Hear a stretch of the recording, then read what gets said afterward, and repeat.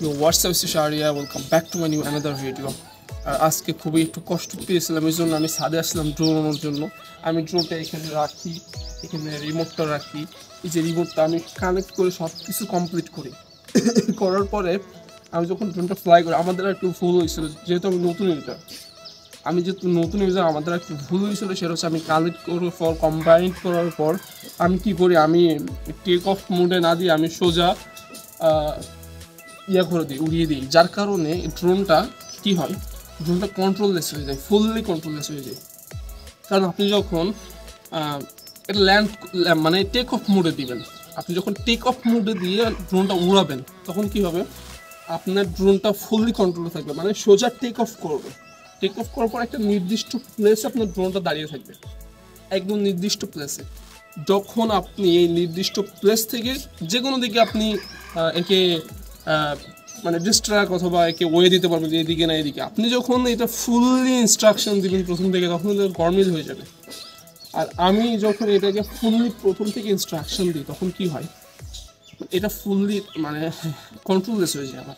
আমি আসলে প্রথমে যেমন বুঝতে পারি না কী করতে হবে, এই জন্য আমি এখান থেকে যখন উড়াই, ড্রোনটা এখানে উপরে ওঠে, তখন এই সোজা দিয়ে সোজা ওই গাছটাতে গিয়ে বাড়ি খাই, সোজা ওই গাছটার মাথায় গিয়ে বাড়ি খেয়ে ওই টিনের উপর পড়ে, টিনের উপর থেকে ওই নিচে পড়ে।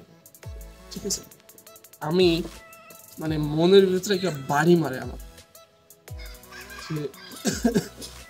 ড্রোন তো আজকে শেষ। কারণ যেই দূরের থেকে উপর থেকে পড়ছে বাড়ি খেয়ে, কিন্তু ড্রোন ঠিক থাকার কথা না।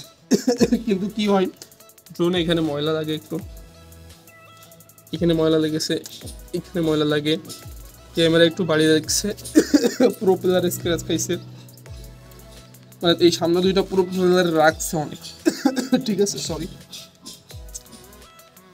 সব পাখাটা ব্যাকা হয়েছিল, আমি সোজা করছি, পরে আমি কানেক্ট করলাম।